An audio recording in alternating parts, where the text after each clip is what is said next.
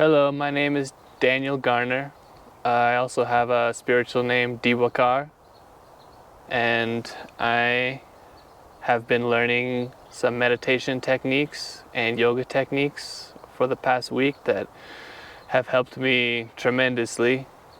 I am here with Acharya Dada Dharma Premananda Ji, and I'm going to ask Dada, why should we meditate? Why do we need to meditate in our daily lives?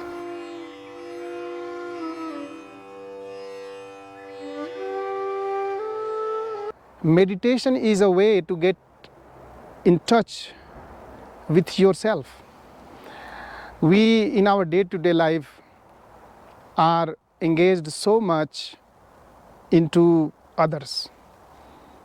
Our life and our personality drifts so much far away from oneself, and that becomes a huge gap in what we should be and what we are. So meditation is a way to bring back that kind of flow in the life where we are leading a life which is true to oneself. Our life has become a kind of endless chase of expectations that we have built over the time in our minds, imposed by the society, the education system, our relatives, friends, neighbors. So these layers of expectations are sitting on the mind, and that keeps us away from our true self. So this realization of true self is very important.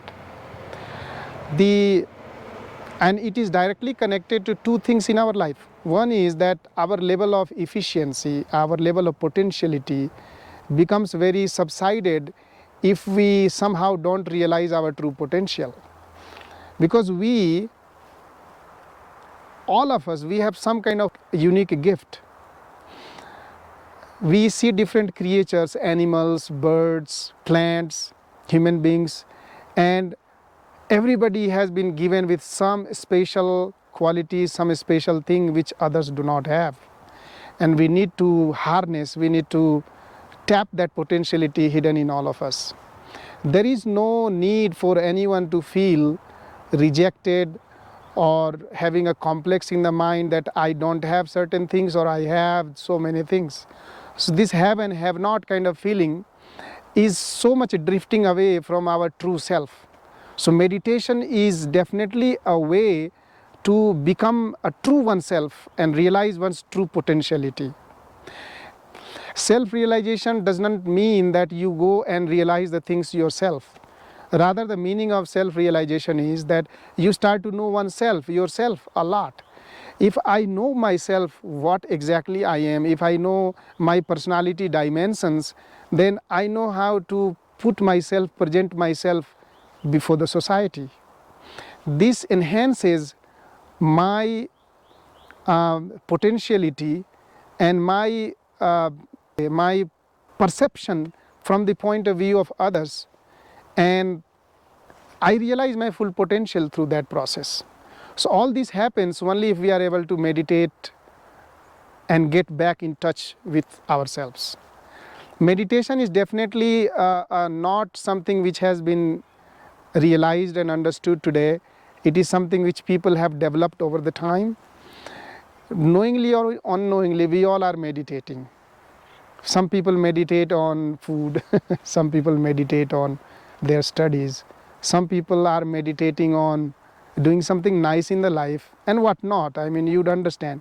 So constantly mind is always engaged in some kind of subject. Mind definitely cannot remain without a subject. So now if this subject is an object of the world, let's say that you are meditating on a book, a physical book. That book has pages and something written on it, but that book itself is a physical object. So the subject of your meditation or subject of your thinking is a physical object. So although you are meditating on a subject, but your meditation is not subjective, it's very objective. So a true meditation has to be subjective. Your subject has to be something non-material, something which does not have a boundary, which does not have a limit. So things like infinite light, those kind of things, when you meditate on concept or idea of that kind, then your mind starts to lift up from a normal thinking to something called ideative thinking. And that's where most of the innovations, most of the scientific research happens. The science and the research cannot be just in the laboratory where you have a beaker and you pour some chemicals and this and that, and you have certain equipments, physical equipments, and you measure certain things and come back to certain conclusion. I don't think that's the only way for you to define certain things or science. There are people who have harnessed the power of observation. They have looked at certain things in the nature. They have understood and perceived certain phenomena which is happening all around us in certain way. So this capacity, this ideative capacity, the observing capacity, they have been able to get that through some kind of meditative process. So the meditation is a way to enhance your capability, get back in touch with oneself, realize one's full potential. So this both things has to happen. So coming out of a very stereotype thinking, meditation is your personality building, it's your career building, it's your studies, it's your life. So it should not be, meditation should not be seen as orthodox or dogmatic thinking that you meditate because you want to please God or if you want to do something religious. Meditation is one of the farthest thing that you can think of from a religion or any kind of dogmatic orthodox practices. It's a science. It's a science which you realize from your own mind. It's a science which you experiment and observe in your own mental laboratory. So all that 15, 20, 30 minutes of your day in your life, if you invest in yourself, you are enhancing your immense potentiality. There is some amount of physical power we all have, physical potentiality and power. But the spiritual potentiality and power is far greater than that. And there is no competition. Like intellectual property rights you have and certain things, if you give a philosophy, some other person has given the same thing, there is intellectual property violation. And if you have a physical power, you are competing with somebody else who is more powerful than you. But in spirituality, you have so much to tap and get out of that. And everything what you get out of your spiritual being is going to enhance your intellectual or psychic being and also your physical existence. So all this happening so sequentially and so significantly in the life that meditation plays so much of a great role that it simply, if we are not doing it, we are missing something. I don't want to impose this idea that, as I said in the beginning, that one must not think that we should do meditation when there is something wrong. Or one should not think seriously about meditation only when somebody becomes 60 years of age and when you think, oh, now I am feeling blood pressure, now I got stress in the life, I can't sleep properly. You don't want to get yourself to a real sickness before you're like, oh, I should have done meditation. No. There is something called analytical thinking capacity. So by using that, by using the power of analysis, by using the power of observation, we can easily draw a conclusion that by focusing on myself, by focusing on oneself, I'm going to tap into my own real potentialities, which we forget because we lead the life of others. We lead the life according to others. If they tell, oh, I'm good, so I feel I'm good. If they say I'm bad, so I feel bad. But getting out of this good and bad feelings, I am exactly what I am and I am always special. So this realization has to come through the meditation.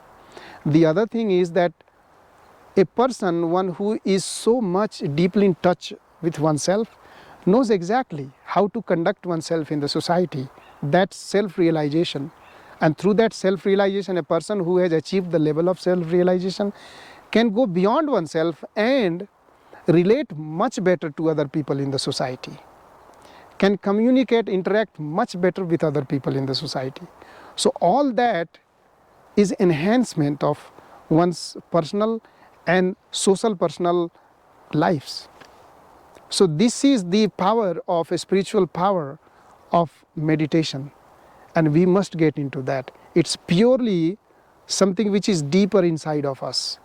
So this is not something we need to be told through the books or through the lectures or through some kind of a scientific experiment. No, just use our common sense, our analysis, intellectual analysis, and a power of observation, and we can understand all these phenomena which is happening in our life.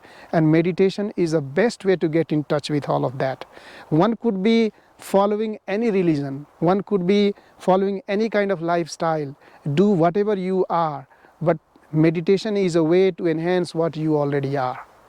It should not be taken in any dogmatic way, rather it should be taken in a way of psychoanalysis, psycho-spiritual analysis, where you observe yourself, you observe others, and you understand your true oneself.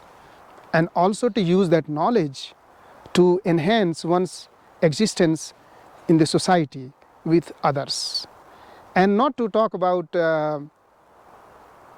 happiness, not to talk about the delight, bliss and joy that you get once you find the child within you, once you find your true self. Because all these ideas and things imposed on your mind, once all of those are a kind of brushed aside, and then you dive deep into yourself, all that your inner true self comes back. And there you feel this breath of freshness, that I am a child again. So that beauty, that realization, that power, meditation brings it back into one's personality. And then if we become sad, if we go through depression, if we go through stress, anxiety, then we think, oh, I should meditate. What I'm saying that don't wait until all those things happen. Just start meditating so that things do not happen. So that's the main thing, in the life. So the meditation is going to enhance an overall personality, overall existence in doesn't matter in whatever lifestyle we are engaged into.